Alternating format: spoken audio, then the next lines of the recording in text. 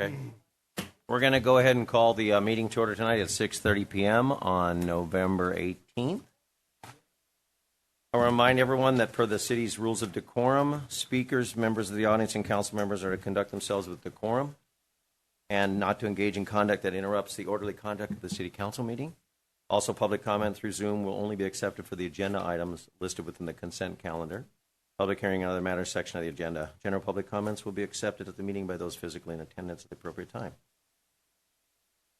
Tonight, we are very pleased to have Brownie Scout Troop 7221, Lucy Cozens, to conduct the Pledge of Allegiance for us tonight.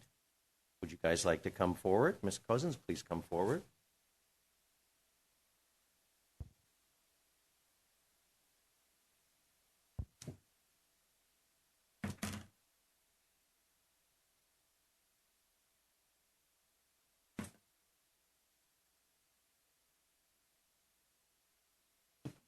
Please rise for the Pledge of Allegiance.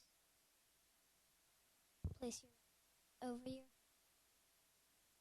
If you are in the military, hand salute. Ready, begin. I pledge allegiance to the flag of the United States of America and to the republic for which it stands, one nation, under God, indivisible, with liberty and justice for all. Thank you. Let's go down there.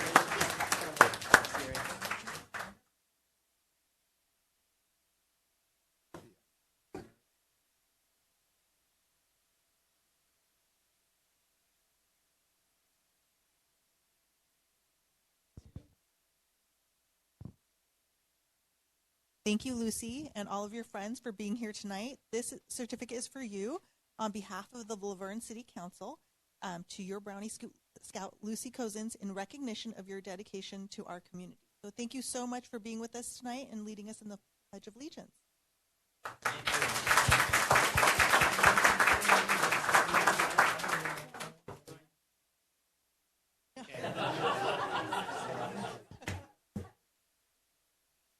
We'll make our way back down to you, Lucy. Again, thank you for having us. My name is Rio Martinez. I'm one of the co-leaders for Girl Scout Troop 7221. We are based in the Bonita Service Unit, and we encourage and empower girls within Laverne and San Dimas to be leaders and to develop their character. And I'm going to introduce some of these girls. My name's Ellie. My name's Stella. Name's Lenny.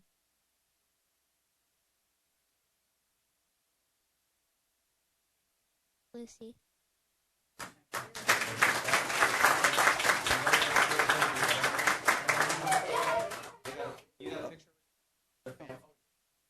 So girls, we're going to face there, and Lucy.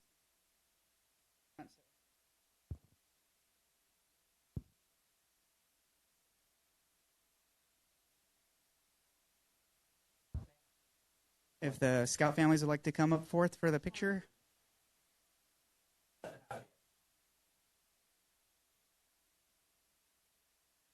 don't know where to put this. So your mom can be here. I'll be here, I suppose.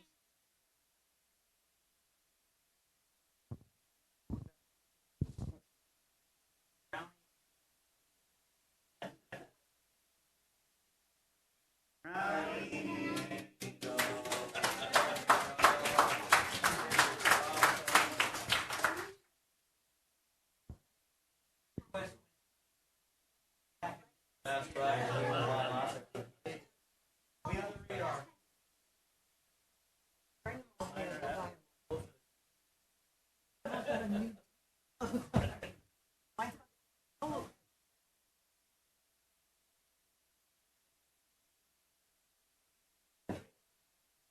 Thank you, guys. Again. Bye-bye. Mr. Domer, roll call, please. Thank you, Mr. Mayor. Councilmember Crosby. Present. Councilmember Cashafagita. Here. Councilmember Lau. Present. Mayor Pro Tem Johnson. Here. Mayor Hepburn. Here. All present, sir. Thank you, Mr. Domer. Tonight we have one presentation. The police department will introduce several new employees and promotions of current staff. These employees include Officer Zach Fielder, Officer Michael Majunkin, Officer Haley Reyes, and Community Services Officer Daisy Pulido. Chief Gonzalez, you have the mic. Ooh. Good evening. Thank you, Mayor. Good evening, council members, city staff.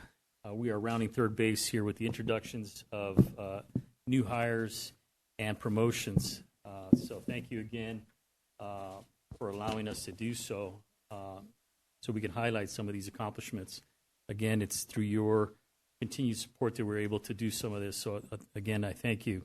And one name that we neglected to put on there is Officer Gomez, who we'll also recognize tonight. But tonight we'll start with Community Services Officer Daisy Pulido. When each person is introduced, we're going to give them about 45 seconds to kind of give, a little 45 seconds. Tell me about everything going on in your life, either introduce family or whatnot. So again, we're going to bring over Daisy Pulido, who joined the Laverne Police Department.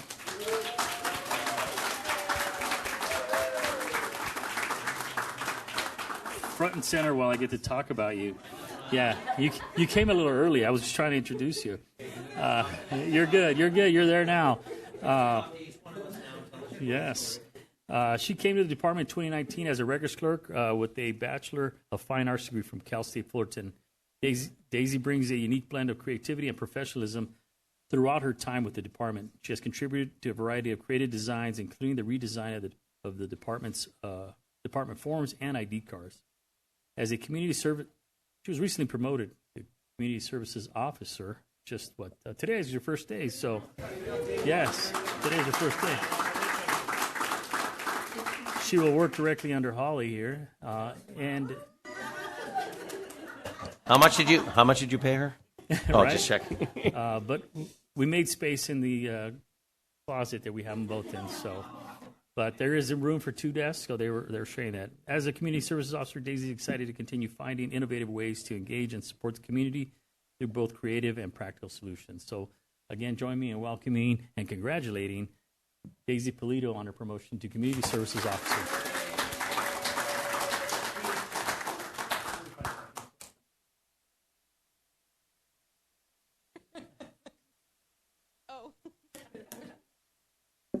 Yeah. Say a few words. Oh. Just excited for this opportunity. I've been with the department for 5 years. I started as a records clerk, and now I get to move on to new adventures. So I'm excited to work with Holly. She's been a mentor of mine for a long time, and my family couldn't be here today, but I did bring my records family with me. So thank you guys for being here for me.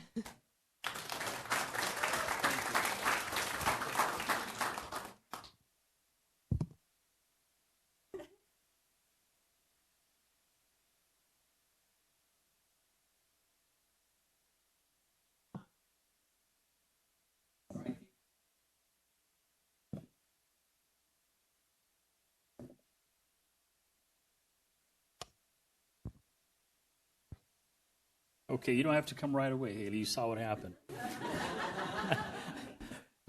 The next officer I'd like to introduce is Officer Haley Reyes. Officer Haley Reyes graduated the San Bernardino County Sheriff's Department this September 2024, the first in her family to join law enforcement. She is drawn to it because of her desire to serve others and make a difference. She is committed to empowering others, specifically women, and showing them that anything is possible. She is grateful for the skills and opportunities for impact and the personal and professional growth that is provided in this profession. In her free time, she enjoys working out, traveling, and spending time with loved ones. Please welcoming Officer Haley Reyes. Before I hand her the mic, I have to say that she is a complete stud. During the academy, I would show up to the gym here next door. Yes. The gym opens at 4 a.m., and I'd get there at 5 a.m., and she's getting ready to leave to the academy by 5:30. So she said it wasn't enough exercise that they gave her there, so she would join and do that. So she's pretty physically fit, so she's awesome. Anyway. I just want to say that was at a time when the academy was not as physically restraining. We were at towards the end, so it wasn't as physically training. But anyways, I would like to say I'm very grateful and honored to serve this beautiful community. And I don't have any of my family here tonight, but I have my second family behind me that I've gained through this opportunity, and I'm very, very excited. They've all been super supportive, and I'm super grateful to just be a part of it. So thank you so much. Awesome.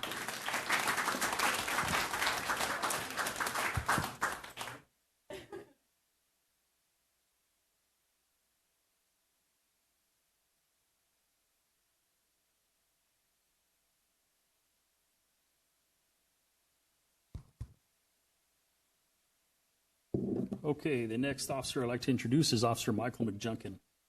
Officer McJunkin is born and raised in the city of Laverne. He started his law enforcement career in 2016 when he was hired by the Allen County Sheriff's Department. In 2017, he lateraled to the city of Tustin, where he had an opportunity to be a motorcycle officer, field training officer, and a member of the SWAT team. And in September of this year, we stole Officer McJunkin as he made the decision to serve not only the community where he grew up in, but in the city where his grandparents, parents, and children have called home for many, many years. Please join me in welcoming Officer Michael McJunkin.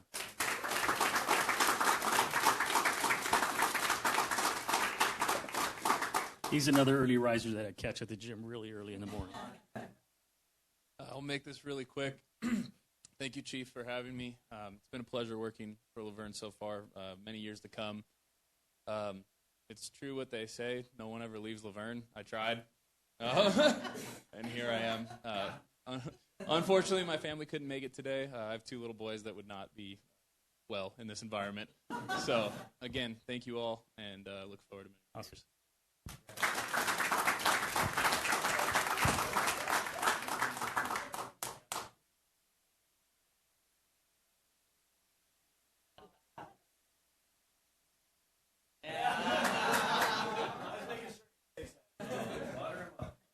Right.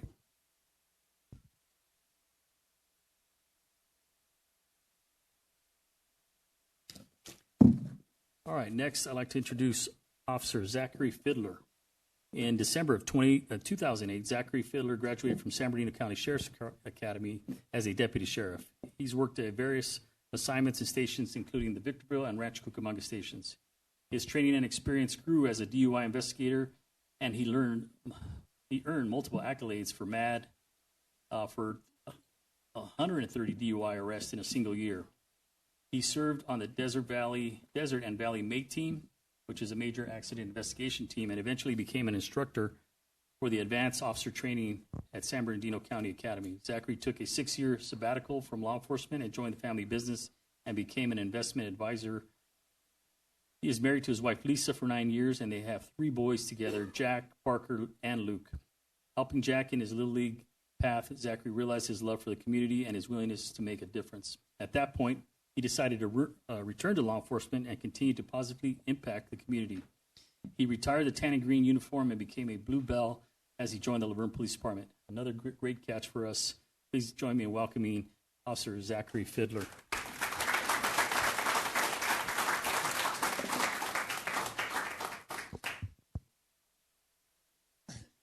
Got a great Thank you guys, everybody. I want to thank the community and the city council and my partners. Like the chief said, I was with San Bernardino County for 10 years, and coming here, I've seen nothing but support, not just from the community and my partners. Well, it's a huge difference. You know, you're lost in a big county and a big department, and the welcomingness that I've received here has just been outstanding. I want to thank everybody. Chief said I've been married 9 years to my wife Lisa. They got school in the morning, so they're not coming. They go to school out in Redlands, so they wish they could be here. But thank you guys for everything.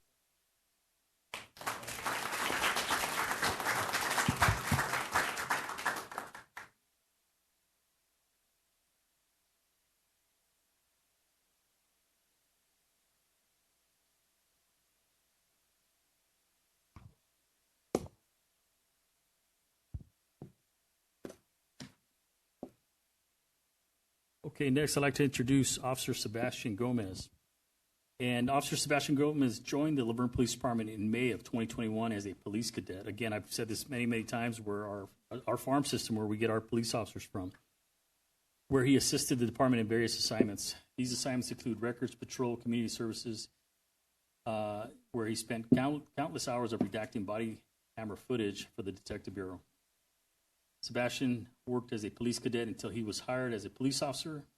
He attended and graduated from the San Bernardino County Academy on March 7, 2024. Sebastian currently works patrol. He's off training and is eager to further his career and knowledge while working alongside his partners. Please join me in welcoming Officer Sebastian Gomez.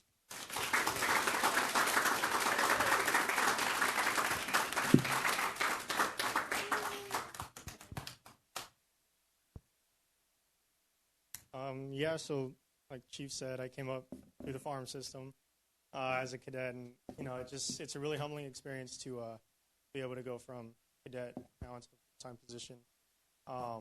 Again, I couldn't have done it without all my partners. They're always there to support, help me out when I need it. So just excited to be in Laverne. It's going to be a long career, so 30-something more years and we'll be good. So I'm excited. I'm excited to work here. Awesome. Thank you.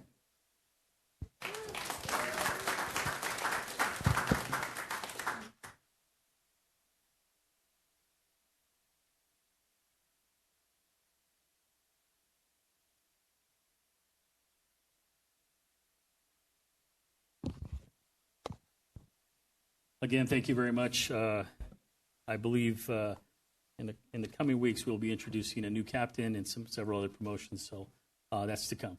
So again, thank you very much, and I'll be in the back. Thank you, Chief. Thank you.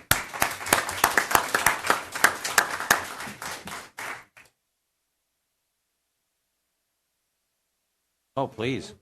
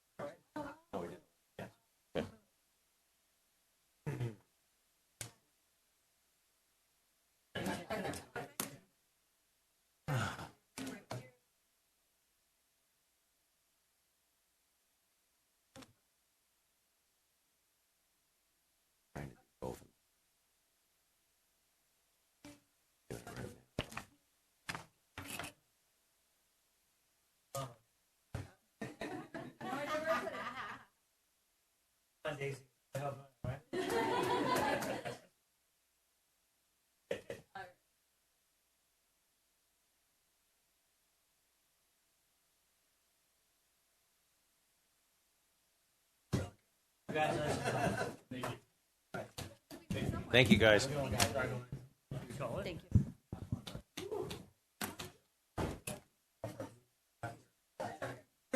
Thank you. Yeah.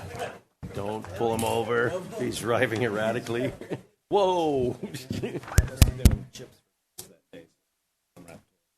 Okay. Man, this is huge. Don't make me forget this. Okay. Okay. We're down to just a few here. As you know, we've been inviting Laverne residents to participate in our community survey. We wanted your voice to be heard. As we prepare for the 2025 strategic planning process, this plan will guide our city's future, addressing the needs of our community by blending our core values, specific goals, and your feedback to create a strategy that will shape the next few years. At the close of the survey, we received 376 responses. This evening, we'll be pulling the last two names for a raffle prize. Andrea? I think she's you. I think you're. I think. Vanna. Steve, go ahead. Rick, I think you missed one, didn't you? Did you? Okay, here's. Yeah. And we're doing two? Are we doing two? I think that's what. This is two. Yeah. Wendy. Oh. Got gum on it. Be Marie Guerrero and Edward Paget.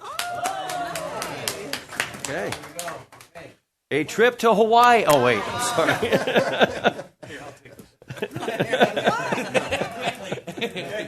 Before the mayor gives away anything else. There's no trip to To Hawaii. Hawaii. Let me make that. No, make it crystal clear. No. But thank you for those that have participated. We really appreciate that. We'll now move on to announcements of upcoming community events. I've got a few names here.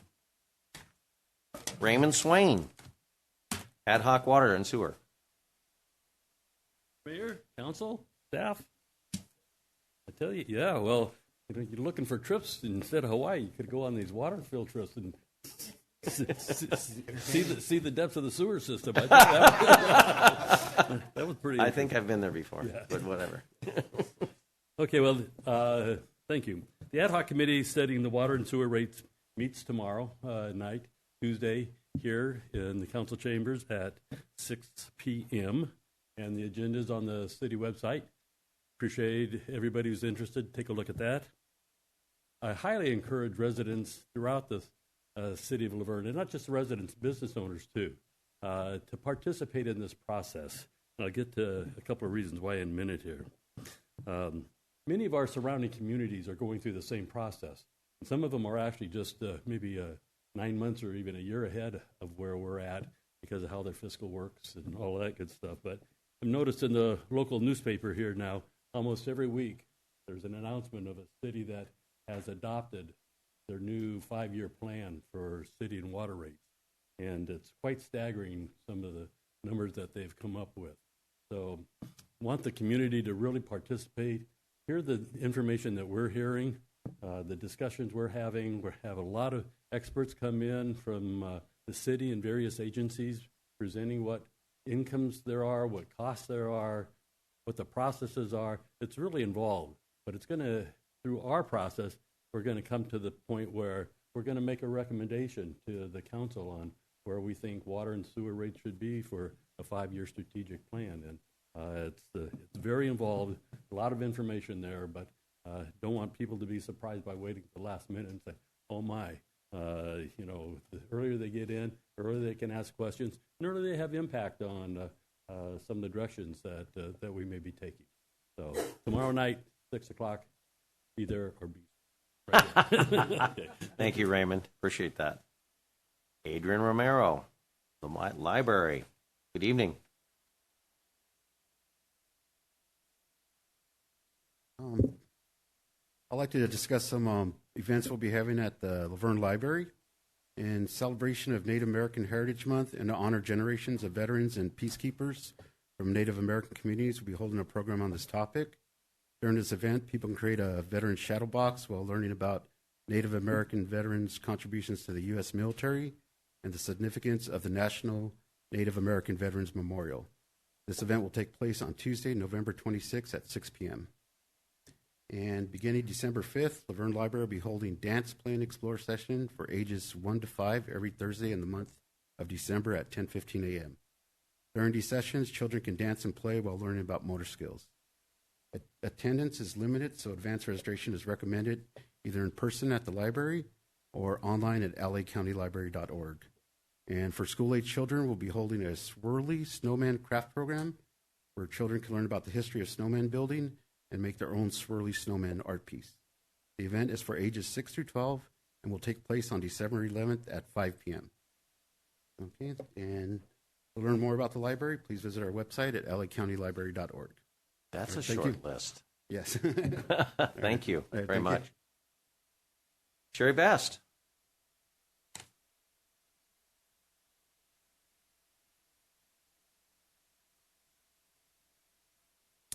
Sherry Best, representing the Laverne Historical Society. So I want to announce that we had a very successful vintage sale and home tour last Saturday and pulled in over $1,700 for the day. So we appreciate everybody who came out and bought city signs, vintage items, jam and jelly, and went on our home tours. And it was a long but very nice day, and we had beautiful weather. And the day before, my husband and I packed our cars in the rain and kept wondering if it was going to be a decent day on Saturday, and it was a beautiful day. And we had a beautiful time, and it was nice to have that turnout. Now, tomorrow, Kathy and I are going to be participating with the University of Laverne for their partner expo. We will be there and handing out our new brochures. So I have now learned how to make a trifold brochure using Microsoft Word. Thank you, YouTube, for that. So we now have brochures to give out, and we want to meet the students and talk about community partnerships with them.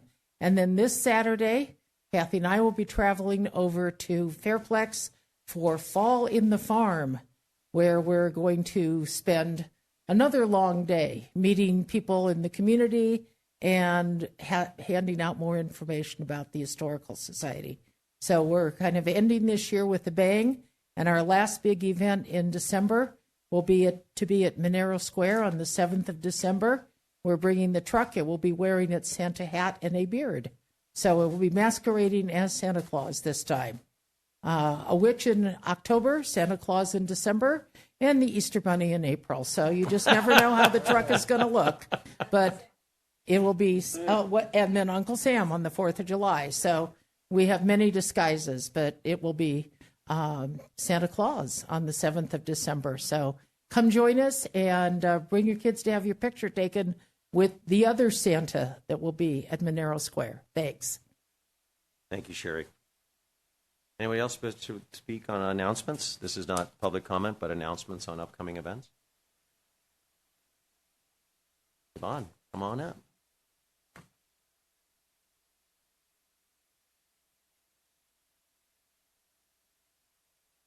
Hello, good evening.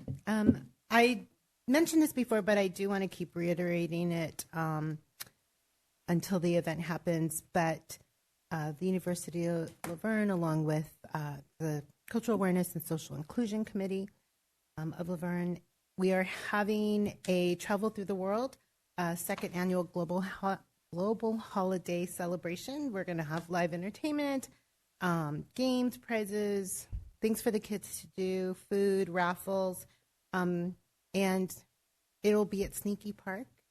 So we invite everybody to come and see how, other countries celebrate the holidays.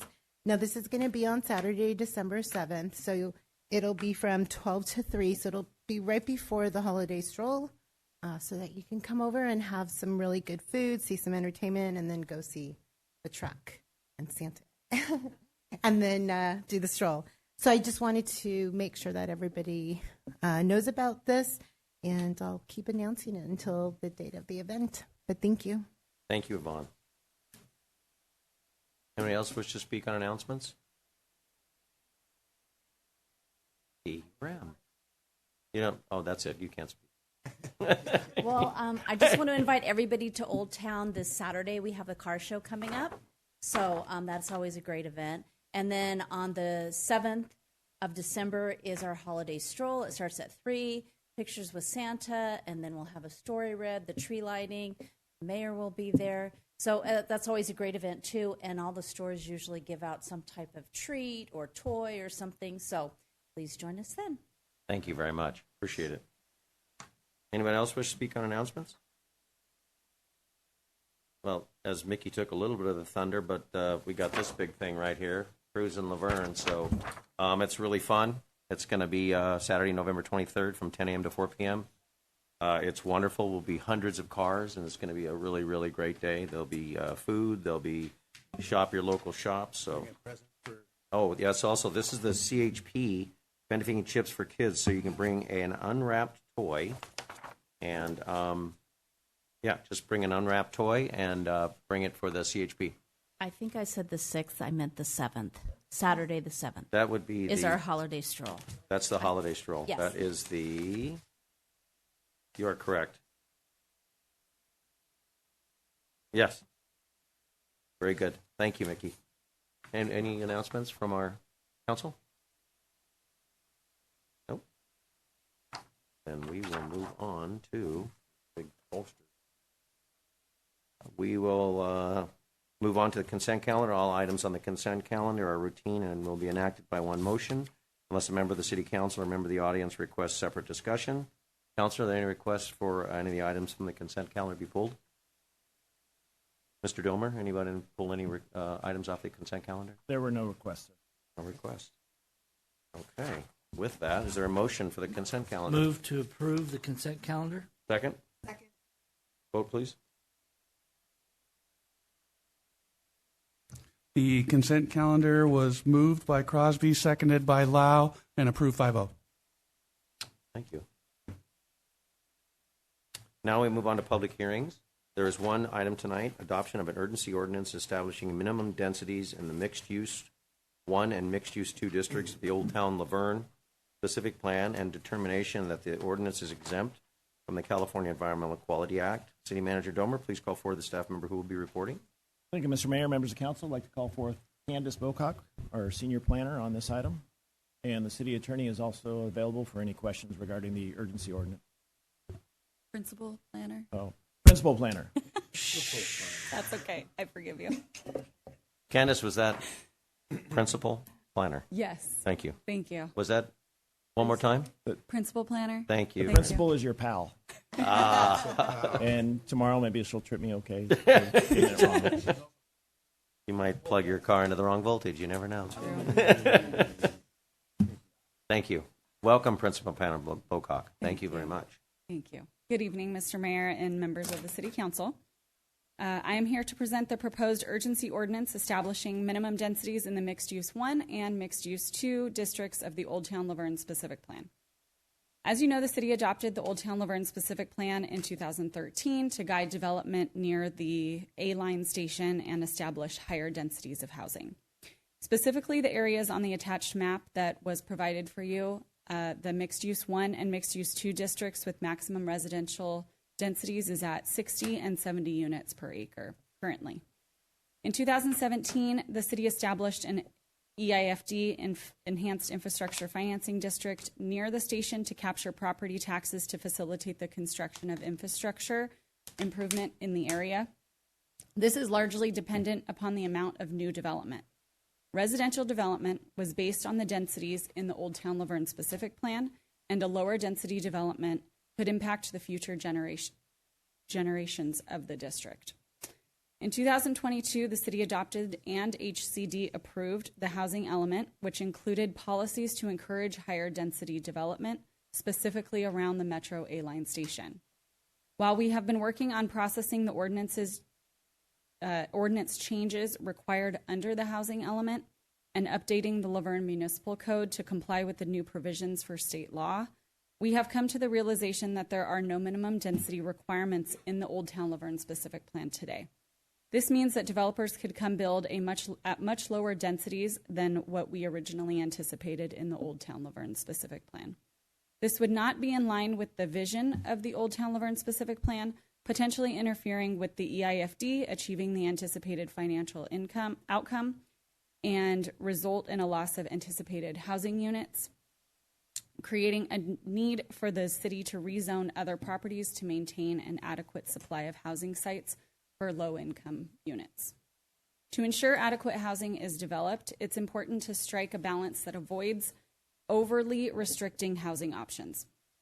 Within the Old Town Laverne Specific Plan, there are 84 inventory sites that are identified in the housing element.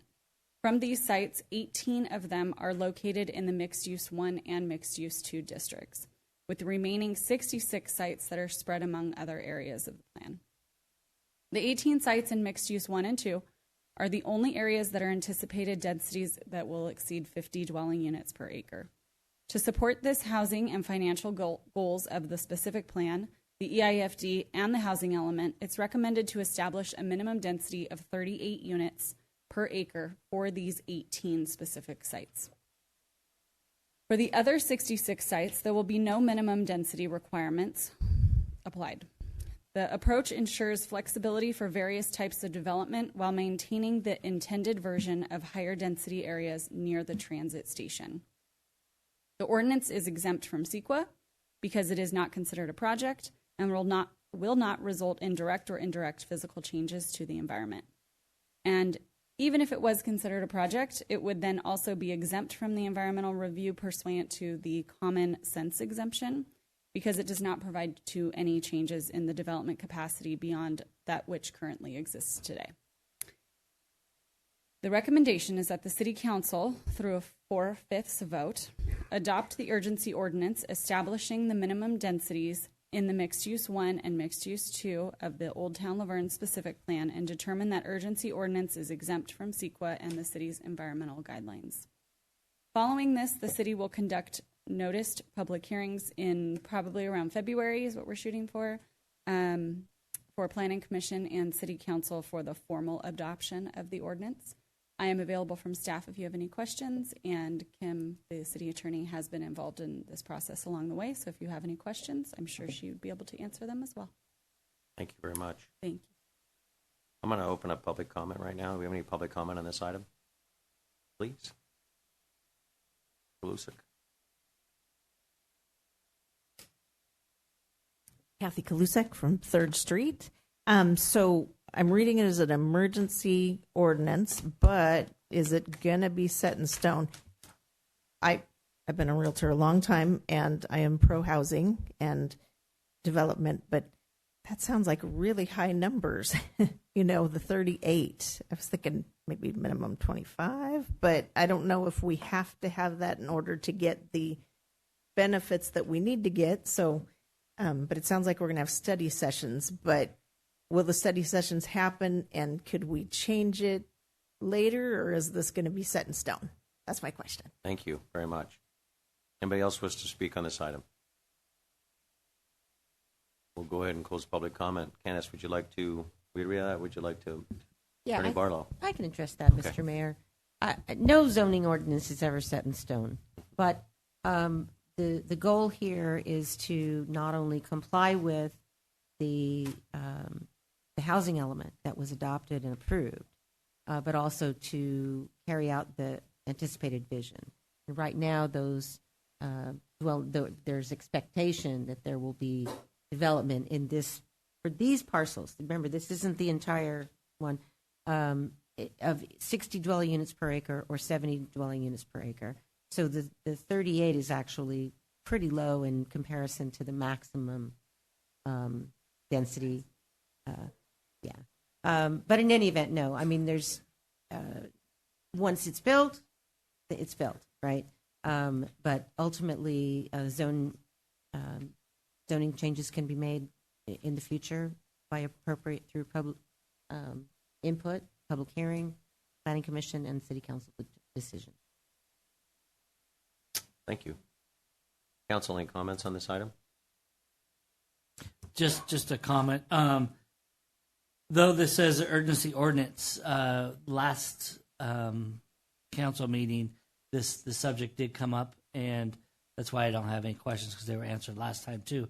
But just want to make sure that people are aware that this is the second time coming up as well. Thank you. Any other comments or questions for staff? With that, is there a motion to adopt urgency ordinance establishing the minimum densities in the mixed-use 1 and mixed-use 2 districts of the Old Town Laverne specific plan, and determine that the urgency ordinance is exempt from the California Environmental Quality Act for sections 15378, subsection B, sub 5, and 15061, B, and 3, and the city's environmental guidelines? Motion. Second? Second. Vote, please.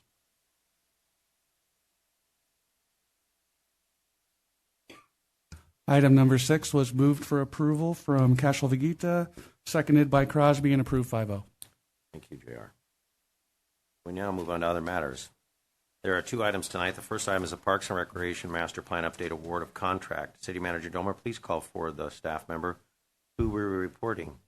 Thank you, Mr. Mayor. There'll be There'll two be directors today. There'll be both Yvonne reporting. Duran and Meg McWade will both be presenting on this item because it affects both their departments. Good evening.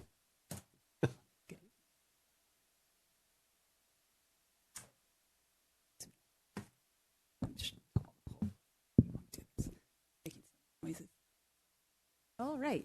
Good evening, Mayor and Council members. Tonight, I'm here along with Public Works Director Meg McWade to present an important step forward for our community. the comprehensive update of the City of Laverne's Parks and Recreation Master Plan. And as you can see right here, this is our aquatic center, one of our 4 facilities that we have. Oh my God, it vibrates way too quick. So as you may recall, the last update to our Parks and Recreation Master Plan was in 2006, nearly 20 years ago. Since then, Laverne has experienced significant growth and changing community needs. Parks and recreation services are vital to the quality of life in our city, and it's essential that we take a thoughtful, strategic approach to ensure these services continue to meet the expectations of our residents now and into the future. The updated master plan will guide our efforts for the next 20 years, creating a long-term vision for parks, trails, open spaces, facilities, and recreational programming. Importantly, this update will incorporate community feedback to ensure that the voices of Laverne's residents are at the forefront of planning and decision-making. This is Heritage Park on the foundation side. Families here from our preschool program are enjoying a tractor ride through one of the many excursions that they offer. Between Public Works and Community Services, in terms of parks, we have 21 parks, and we have 4 recreation facilities, which include the Community Center, Aquatic Center, Veterans Hall, and our little preschool room up at Oak Mesa. So each serve a unique purpose, some of them multi-purpose, and so this master plan will help us evaluate those facilities and parks. Parks and Recreation Master Plan objectives. So there's 5 objectives that we have part of this master plan. One of them is to identify current and future parks and recreational needs through a capital improvement plan for developing and expanding parks, trails, and open space. Provide an operations and maintenance plan that defines appropriate maintenance levels, replacement schedules, and staffing levels. Provide an operations plan that defines appropriate recreational programs and staffing levels. Develop an action plan for prioritizing, scheduling, funding, and accomplishing the identified needs.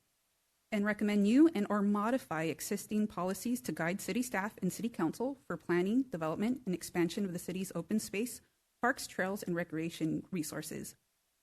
One of the most exciting aspects of this process is a robust community outreach plan. Through workshops, surveys, focus groups, and local events, we will engage residents at every stage to ensure the updated master plan reflects what matters the most to our community. So for the next few slides, I have Meg, who will present more on this plan. We did talk about doing parks and master plan dance, but that was kind of the start of it. So I know Yvonne does essentially, I like to call it the softer side of parks, right? The recreation delivery. And we essentially do the maintenance of the parks facilities. And what they will do, what the consultant will do for us, is basically inventory everything that we have in our parks and our trail system. So we like to think about playgrounds and aquatic centers and sports courts, pickleball courts, but there's also other things that are in those parks and the trails, trash cans and picnic benches, right, and picnic tables and benches. And so in order to figure out a funding need for the parks, we need to have detailed inventory of everything that we have currently. Then the community outreach that will be done will tell by park what additional amenities do people want to see. Sometimes it is as dramatic and as exciting as I want 5 more trash cans. Sometimes it's more I want a teen center added, right? It could be a myriad of things.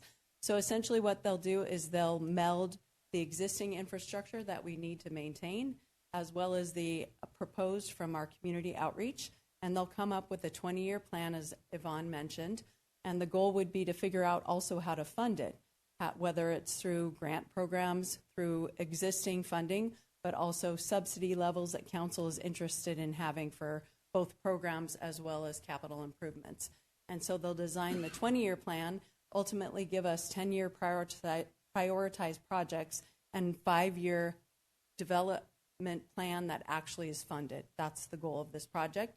Separately, we're going to look at operations and maintenance, staffing levels, what we maintain in-house, what we outsource, and look at the best way to deliver services. So those 2 things will happen with this project. The next thing is just how did we select this consultant? So KTUA is the recommended consultant. We had an interdepartmental committee, and it was a formal RFP selection process. So it was advertised. We had 2 consultants submit. We did both review of proposals as well as interviews with the consultants, and they were really very close, both very qualified, had done a lot of work for cities around us. We selected KTUA in part because of the community outreach that they were going to do. It was pretty exciting when you think about it. Again, the cost is $274,120. They were within a couple $100 of each other. Yes, so close, just a couple $100. And it's funded entirely by Measure A funds, and so there are no general fund dollars that will be utilized. And it will result in an actionable, that's the goal, not to have a plan that sits on the shelf, but to have something that we can use as a blueprint for moving things forward. With that, I'll turn it over to Yvonne. It out.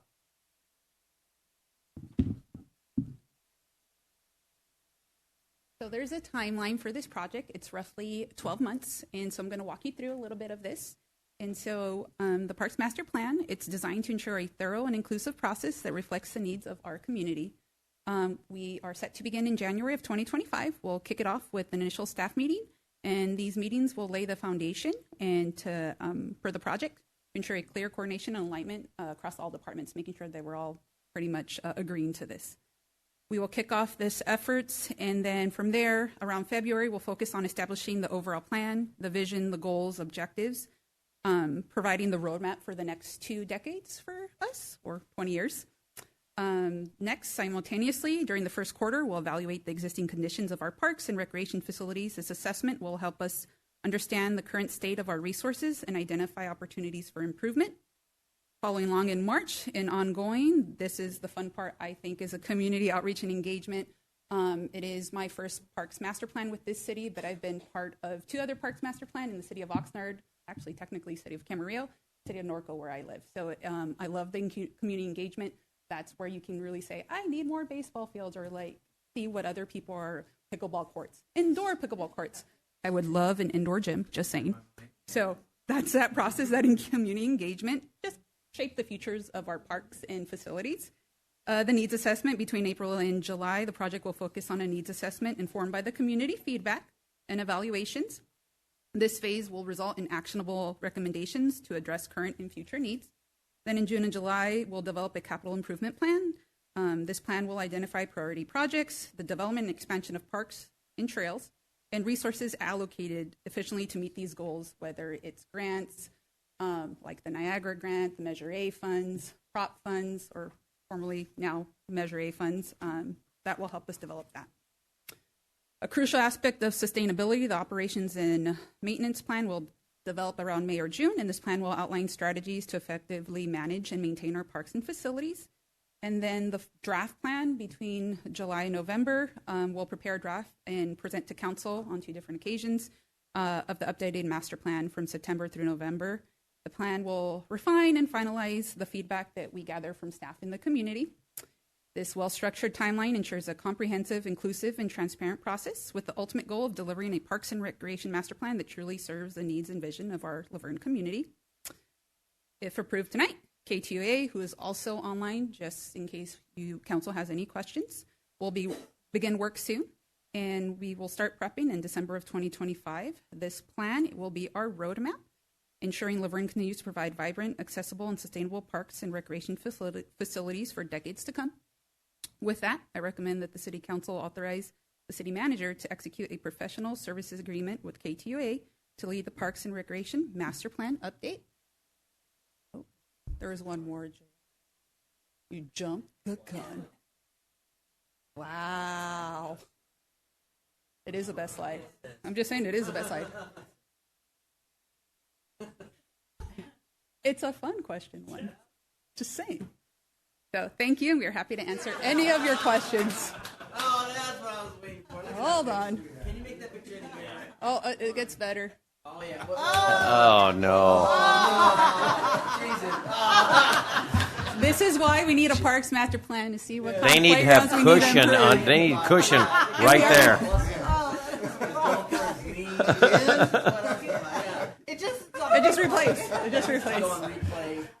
So. Yeah, I would recommend that we put the. And we're replacing this playground right now. Just to let you know. Replacing that playground So with thank some you. cushion for your bottom, We're here because for that any didn't feel very good. Thank you, Meg. Thank you, Yvonne. That was gravel, all gravel and hard rock. Let me just tell you. Let's open up public comment on this. Anybody have public comment on this item?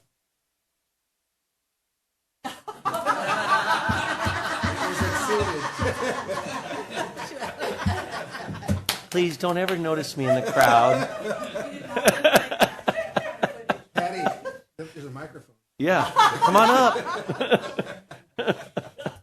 Thank you, honey. Whatever's there, it's not there anymore. Yeah. Okay, we're going to go ahead and close public comment and bring it up to the dais because that was ridiculous, but whatever. I just had I really, this is really, really good because after being here for so many years, there are a lot of parks that just because of the fact that there's low usage and stuff that we could modify them into something like you had said, Yvonne, maybe making a baseball field or maybe making a soccer field not lit. There are a number of parks that are so big, but yet they're underutilized. And obviously we have to talk with the residents and things like that, and it's off there's a money issue, but we do have some parks out there that really need some special attention. But at the end of the day, we've done some great things with the parks we have now, and the money's been given to us. So I really applaud you guys for that. And the maintenance is much better now. I know we've had some issues before, but it looks like the maintenance is up on those. And but I do think this is a really, really good idea, and I think that's just going to chronologically set up what we have, what we don't have, and what the costs are in the future, especially on our CIPs and everything else. But because we've got, even though we are an established neighborhood, there are younger families moving in, so we want to make sure that these little parks like Rustic Canyon Park that have equipment these kids can play on in their own neighborhoods. And I think that's the most important thing, But guys, questions, comments? Go ahead. After. Oh, you already. I'm green. okay, Go. that's it. I got it. I'm sorry, Mr. Aaron, are we also looking at any available property that's open, like adjacent to, for example, like Emerald Park, and maybe any other areas? Essentially, that is what they do. They look Nice. at acquisitions and possible development. Possible. Yes. Okay, well, thank you. So first, I just want to say thank you for putting out a really good RFP. I appreciated the references to inclusion, accessibility, making sure that all constituents have equitable opportunities to utilize our parks and recreation areas. I also appreciate the insertion of making sure that we have funding and looking for creative ways to make sure that that's sustainable. One of the things I didn't see, and maybe it's because I read through it pretty quickly, but I'm curious if our consultants or if this group will be looking at urban heat maps, like the hotspots, as we're assessing, what should or shouldn't be at a park, because there is the study that happened with the University of Laverne where the students looked at what plants were actually helping to bring down the temperatures in certain areas. So I'd be curious as to see if that's something that they would be looking into. Maps, but one of the things we did talk about is the potential for landscape to be converted differently. So it would be something that we could add when they review that. Because as you all know, there are water conservation items out there. We need to reduce our water use where possible. And certainly there are some open space areas where we have grass, where maybe we don't need grass, but maybe we need other plants that can help us differently. That would be great if you would have that conversation when that comes up. Thank you. Because most of the equipment is already cool-based, is that correct? It doesn't heat up. A lot of the plastic equipment and stuff, it's got a element where it doesn't get hot, but also, especially the ground cover with it's black, making it a different color, like a blue, where it doesn't absorb the heat. I think that's a really good point. It's something we really need to look at. As some of that old equipment when we were kids, oh man, you would They leave took half away your those backside metal on those slides. things. I remember that. And we currently do that right now, and we're incorporating a lot of integrated shade structures within your playgrounds as Which well. is extremely important with our global warming situation to have shade structures on every piece of equipment once we do switch, which we've been doing. So, One last question. Do they also look into like those community type of workout stations where people can go throughout? Is that something they do? That will be part of the survey, and that will be based on the community needs and wants. But yes. I was just hoping that I can get out there, get more motivated to go work out. Mr. Crosby? You talked about trails. Is Marshall Canyon Trail part of the county, or is it part of Laverne? Part of the county. But part of some of the parks that you go through, because I actually like to hike, they're integrated within those trails, but that is the county. But how you have accessibility to those trails, they'll look into that as well. Mayor Pro Tem Johnson. I did want to just mention that we do appreciate your going after grants. One we had for Los Flores was a huge money saver for the city. We appreciate that. Thank you. And we'll try more and more, or more and more grants. Yeah, very good. Okay. With that, is there a motion to authorize the city manager to execute a professional services agreement and any amendments related thereto with KTU at prices bid with an estimated cost of $274,120 for the update of the Parks and Recreation Master Plan? So move. Second? Vote, please. Item 7 was moved for approval by Mayor Pro Tem Johnson, seconded by Councilmember Lau, and approved 5-0. Where's the dance? You got it. Thank you, Meg. Thank you, Yvonne. The next item is the Christmas morning parade route designation and authorization of paid stipend incentive for the employee participation. City Manager Domer, I assume that you will be providing this staff report? I was going to bring in Santa, but he's currently busy. available right He's now. not- Busy he's prepping busy items. prepping for toys. So, yes. And then the elf wasn't either available, so should have had an elf costume for this one. I would have bought it. So, yes, Buddy the Elf. As you know, we have been planning again to have the Christmas morning event. So, as we do every year, 2 components to this. The first one is to designate the entire route, so all the city streets, as a parade route, so we can use lights and sirens and make sure that we're proceeding at 8 miles per hour or less. We do have a route map. New this year, what we're doing, once again, we're going to send out a mailer to every single household in the city that will talk about the event parade and some of the other December events that we have going on. On the flip side, we'll give a lot more information about the Water and Sewer Ad Hoc Committee and events on that. So that's one of the actions, is to go ahead and authorize for December 25th from 7 a.m. until, I believe it is 11 a.m., 2 p.m. to make sure we get everything done. The parade route. The other item is to authorize the provision of a $500 stipend to participating full and part-time city staff. As we know, last year we had several study sessions on the event, and last year we ran it without the runners and the goodie bag distribution. We did have a community survey at the time. We did not do another community survey this time. We did contact people who said that they would volunteer. Most of the volunteers wanted to do something not on Christmas Day.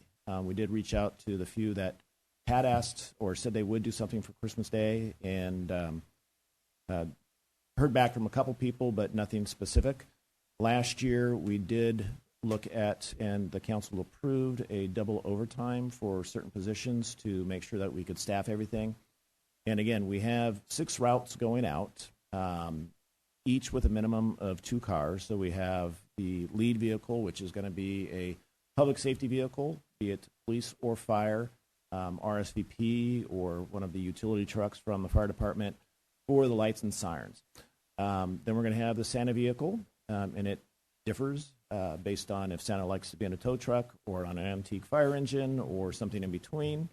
And then what we will do as available is have a frontline police vehicle or firefighter vehicle as part of it, but they can always roll out if there is a call for service. So always 2 vehicles, sometimes 3.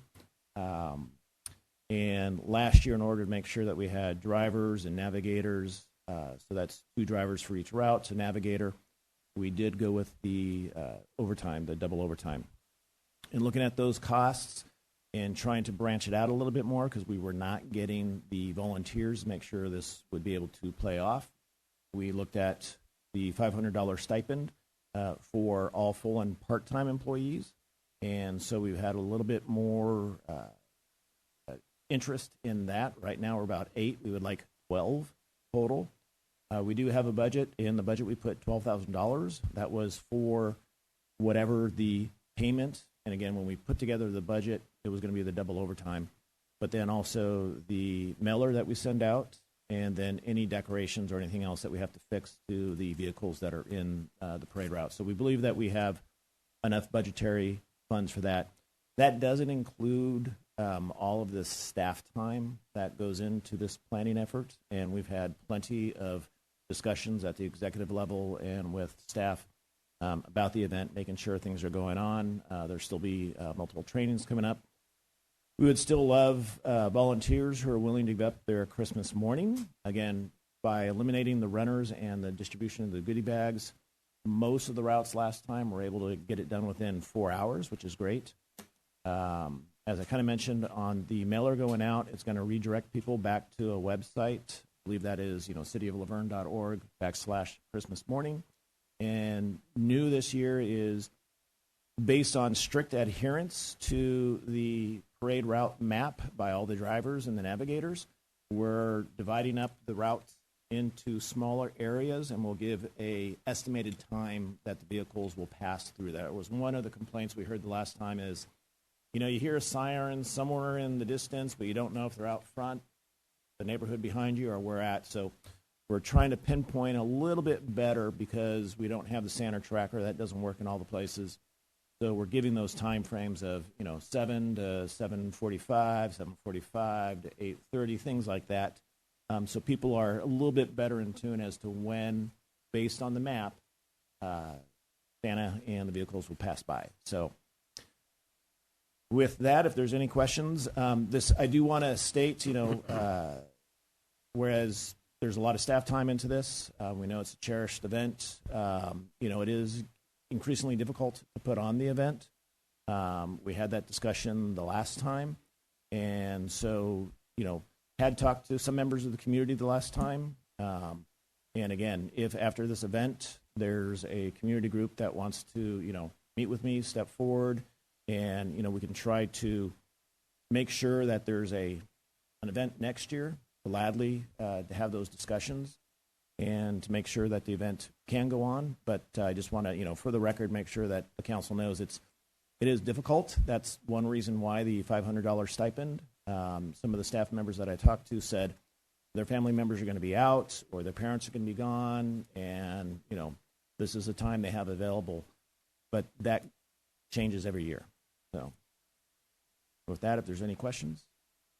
Thank you, Mr. Domer. I think we'll open up public comment first. Have anybody speak on this item? Public comment? That would be no. We'll bring it up to the dais. Well, first of all, I think it's important that we have this, number one. And number two, it is disappointing sometimes when people do, say they're going to be there and they don't, especially on a function like this. It's its 100th. Its 100th anniversary. Explain that to me. It's its 100th. This would be it's from the records. It started in Christmas of 1925. So this would be the 100th time it's been run. I don't know if there's any not run because of this event or whatever, or anything like that. But this would be the 100th Christmas morning event. It's not the 100th anniversary because that would be next year, but it's the 100th event.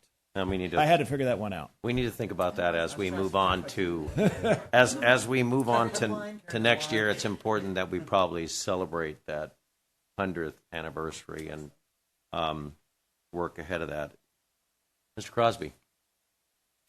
I do cherish this event as well. I've been doing it since 2020, and I know. And Express last year, I believed it was great. We just went a little fast. That heard from the community, slow it down so they can hear too. In that truck, that front truck, make sure that lets people know to come in. And a couple of community members goes, well, can't I volunteer to drive that front truck?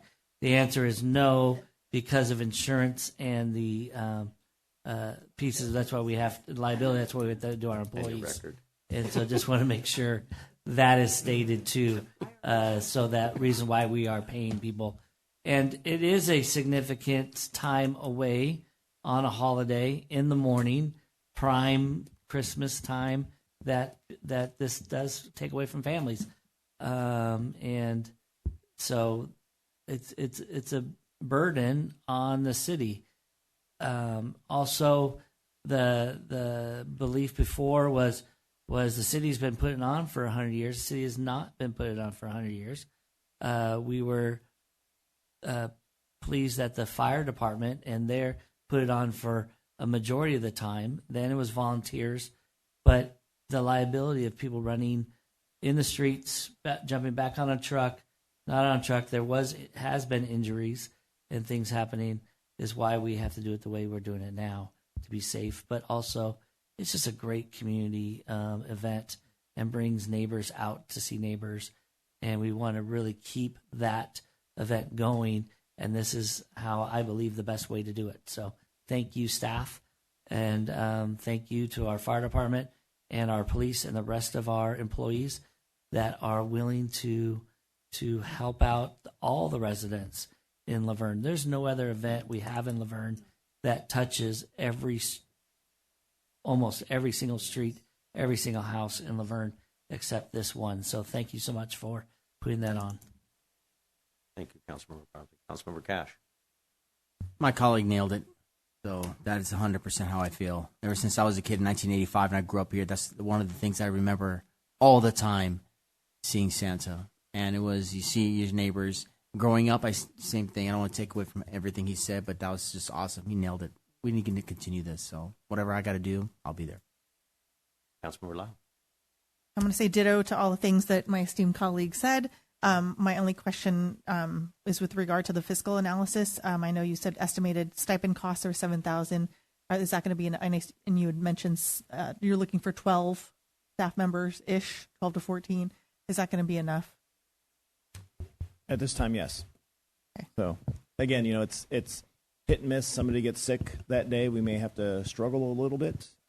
We do want, for the safety, as was mentioned, we need the driver, we need the navigator in that lead vehicle, and then a driver for Santa. And the driver for Santa, critical component is that lead vehicle. So. Right. Yeah. And I would just again reiterate, my thanks to police, to fire, to our staff, and everybody for helping make this still happen in light of the circumstances that we're in. Again, liability exposure is a big deal. I don't think anybody wants us to lose money out of our coffers for a lawsuit or for an unfortunate injury. So I want to thank everybody who's volunteered to do that and who's continuing to do that. I would also just ask that the community, be patient as we work through this and be kind. These are, as Mr. Crosby indicated, these are people who are giving up their Christmas mornings. And if you recall, that's when kids want to get up and open presents. So it's a real bummer if you miss that. So whether they're your kids, they're your nephews and nieces, or your godchildren, or whatever, for these people to give up that time is a really big deal. So I don't want to not acknowledge that. Thank you, Councilmember Lau. Mayor Pro Tem Johnson. Oh, I think this is a wonderful event, the Christmas mornings. I remember as a child, 5 years old, at the fire station helping pack bags of candy and peanuts and an apple. It's something that I grew up with. My grandfather was the fire chief at the time. My father was part of the volunteer fire department, and most of this event was handled by the volunteers. There's just so much tradition in our family with this event. Appreciate that it is continuing, even if it's not an all-volunteer fire department anymore. Thank you, Mayor Pro Tem Johnson. I concur with all the council that this is extremely important to continue. Next year is a big year, and I think we need to plan ahead for that now as we go into our new year. It needs to happen, and it needs to happen again. We just have to figure out the logistics, but it's important. I do like the stipend idea. I think it just takes a village to put this together, and it really takes all of our employees and staff, and it takes a lot of time, but it is very important to our residents, as our families have been doing it for many, many years. We've lived here 41 or 2 years, and I think we've missed only 1 or 2, and it's really important.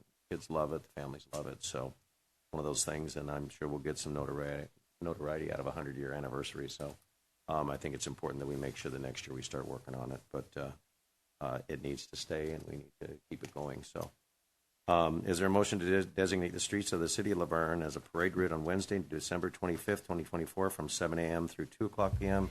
to complete the Christmas morning parade program and authorize the provision of 500 stipend participating full-time and part-time city staff? I'll move. Second? Second. Vote, please.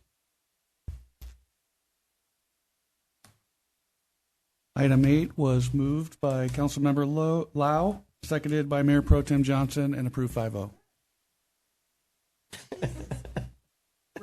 It's a tongue twister sometimes. Reynolds. Reynolds. Yeah, you gotta stop drinking at lunch. The weight of the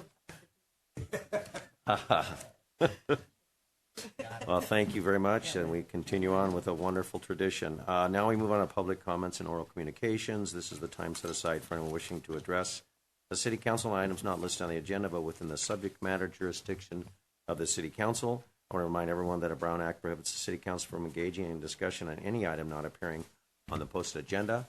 However, your concerns may be referred to staff and placed for discussion at a later date. At this time, those wishing to make comments are present here. Please come up to the podium.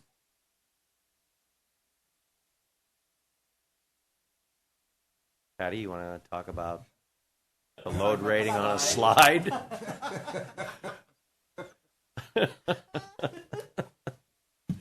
We didn't break it, but they did cut it down. Good evening. Good evening. My name is Tim Blockinger. I live on Alden Avenue in Laverne. I was one of those that was fortunate enough to participate recently in the tour of the different water facilities that are associated with Laverne. I don't know if you've heard much about that, other than it existed. But I wanted to let you know that I thought that the city work did an excellent job of handling that, putting it well on. Very educational, very informative. I know I got a lot out of it. I believe that other members of the ad hoc committee got quite a bit of educational information out of it as well. So I wanted to thank the Public Works Department, city, for putting that on. Wonderful opportunity. Perhaps is something that you might consider doing in as rate study continues on and more people need to get informed and understand that that which falls out of the sky is not instantly transmitted to your tap.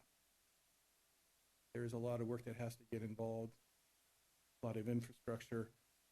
There's a lot of dedicated people who take a lot of pride in the work that they do in order to get the water from where it was to need it, dispose of it in a reasonable, responsible manner. So I wanted to thank everybody who was involved, and I was really pleased that I was able to participate in all three of the tours that have been. Thank you. Appreciate that comments.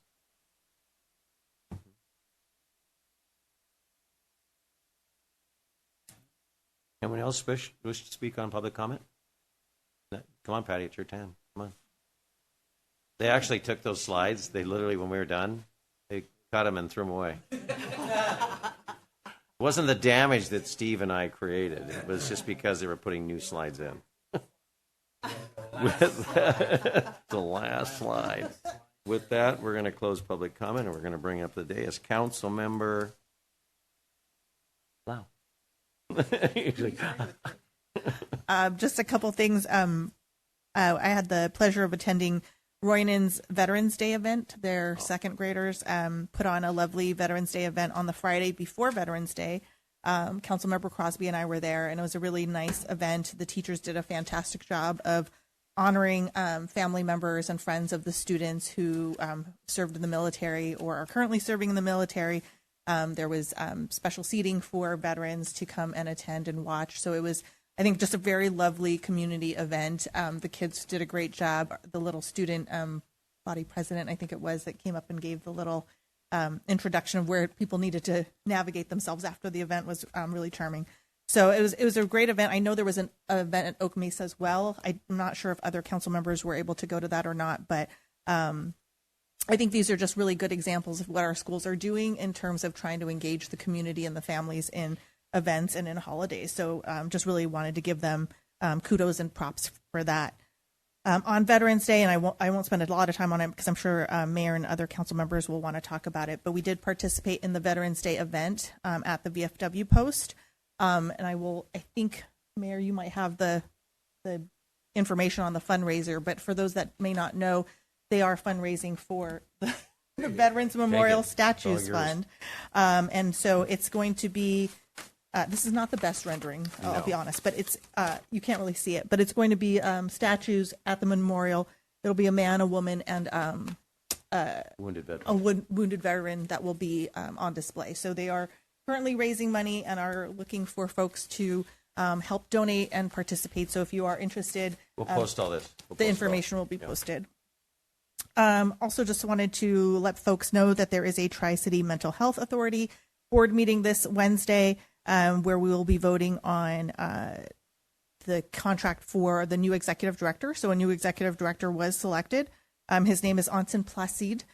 He's worked as chief programming officer for the Stanford Sierra Youth and Family Group. He's also worked for the LA County Department of Mental Health, as well as the City of Long Beach for Department of Health and Human Services. So brings a wealth of knowledge and information.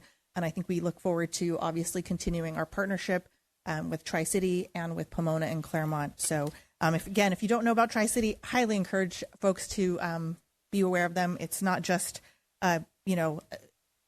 for people who are, in mental distress or in distress, but it does have a lot of wellness programs and a lot of activities and workshops available for everybody to help manage their mental health and to look for resources if you need them. And then because we won't have another meeting until December, just wanted to wish everyone a very happy Thanksgiving. I feel like this time of year comes faster and faster every year. And I would be remiss to not also mention that November is Native American Heritage Month. We are on Tongva lands. And so just a great opportunity to recognize the contributions of our Indigenous peoples in our area and in our community. So I will make one shameless plug for Thanksgiving. If like me and our family, nobody wants to cook anymore because we've gotten Christmas is our big focus now, but Chase's does a wonderful full meal. And it's like, I don't know how they do it. It benefits me and it benefits anyone who, purchases from them, but it's a fantastic meal. It says 4 to 6 people, but I feel like more than 4 to 6 people could eat these things. So they're great. And so if you order ahead, you can pick up on Wednesday and have it ready for Thursday. So they have an option for turkey, for ham, for brisket, for prime rib, and meatloaf. So, you don't have to stick to just turkey if you don't want just turkey. So, but I did want to at least plug a local business and let you know that if you don't want to cook, there are options. So, as always, be kind, have a great week, and we'll see you next time. Thank you, Councilmember Lau. Councilmember Crosby. Thank you, Mayor. I would like to thank our Public Works and putting a sign out on B Street about the construction happening and fixing the road and tearing down trees because they really have to, because that's what's messing up the roads there. And all of our shocks will be very happy and our cars could be running a lot better. So And not in the wash. appreciate the signs going up there for letting our public know. I would like to thank our police and community services for really handling a special case this last week and really helping out a family of 7 that were being homeless and came into our community, and our community stepped up and to really help them out. So really thank all those people that were involved in the city and phone calls that happened to make sure people are okay. Thanksgiving, appreciate coming up and spending time with family and kids coming home from colleges for the first time. Really excited for all that to happen. Sadly, I want to say that I'm going to be missing our December 2nd meeting due to a work conflict. We are going to have the Bonita Chamber Singers sing for us on our tree lighting, and they are fabulous. It'll start at 6 o'clock. So those who come out normally to our meetings at 6:30, please get here a little early and really hear our Benita High School choir and really celebrate. The start of celebrating the holiday season is always when the chamber singers come out here and do our tree lighting. So that will happen on December 2nd, and hopefully see people out this weekend at the car show. Thank you, Councilmember Crosby. Councilmember Cash. Awesome. Again, thank you for everybody coming out. I wanted to first thank our firefighters throughout this whole summer and up until just recently have deployed and engaged in those rough fires throughout the whole state. So thank you for representing us and risking your lives really out there for the entire good of the community. And I always welcome you guys home safely. Second, congrats to those that got elected recently in the Benita Unified School District. I look forward to continue working with them and our youth here in the community. And it's a great opportunity to be there. Thank you again for all the staff and everybody thank you for the brothers at BFW Post 12034 for hosting our Veterans Day event. Afterwards, I attended a Homeward Bound for Veterans, and it's a nonprofit that supports veterans to provide housing, education, and resources for them. And it's something that's really near and dear to my heart. And we continue to strive to protect our veterans and take care of them the best way we can. And last but never the least, it's that time of year again. You may ask, well, what is that time of year again, Cash? Well, here, let me tell you. What is it, Cash? Oh, thanks for asking there, Mayor. You know what? It is the Christmas bike donation. That's right. Christmas bike donation time. I want to thank Laverne Firefighters Association for really helping out, and Crazy Bear Bikes. Crazy Bear Bikes right here in Laverne. Please go check them out. And here we go. I want to read a little something to you. It says, you remember your first bike? Oh, thank you. This is what I'm talking about. And where's Crazy Bear Bikes? Right next to Laverne Brewery, which you may or may not find myself or the mayor there periodically, but that's okay. You know Not what? that we don't know about it. We don't know about it, but you know what can we say? We're an amazing community. You can stay for hours. Shop Laverne, get on your bike. And get an Uber home. Don't drink, but get on your bike. No. You don't want the chief chasing us down. It's another story. Yeah, okay. Uber Lyft. No, don't do that. That's right. Okay, Laverne Firefighters Association, myself, and Crazy Bear Bikes are partnering to donate kids' bikes to the kids in need this Christmas. First 10 bikes are covered. You can make this year even brighter. For $85, you can sponsor a donation and increase the number of bikes we donate. Bikes will be expertly built by Crazy Bear Bikes and delivered by Laverne Firefighters Association later on this year. So that's all I have. God bless you and your families, and look forward to seeing you again soon. Thank you, Councilmember Cash. Councilmember Johnson. Mayor Pro Tem Johnson. Excuse me. Spark of love. Are we still? He's in just. Yeah, you are. You're not now. Just want to remind everybody on our agenda, at page 6 of my agenda, there's a whole list of upcoming events for the next month and a half. One thing I like to call out is the Household Hazardous Waste Collection. There is one coming up at the fair, or at the LA County. It says Fairplex, but it also says the airfield at the airport. It's at the airport. Please read that upcoming events, and please, we'll see you at the car show Saturday. That's right. I'll be there. Good. Thank you. I think one of the most, the Veterans Memorial was amazing. They did a wonderful job. It was probably one of my most favorite. It was really personal. A lot of the Band of Brothers, their own stories, where they served. And we need to work on the name because they have female soldiers there now, and we need to figure that one out. That needs to be changed eventually. Band of Soldiers. That's what I was told by one of the female soldiers. That Warriors. It was Warriors. You're right. It's exactly what it was. So, but they did an amazing job. It was a great day. A lot of people showed up, and I really appreciate that. Also, the Sparkle Love Toy Drive, which you can drop off your toys to each fire stations, unwrapped. And City Hall has one too. And City Hall also. So City Hall and the 3 fire stations, 1, 2, and 3. Also, I think one of the most important things too during this season is to shop local. You must keep your tax dollars in this city. You must shop local. Before you leave, gas up, get your snacks, do your shopping.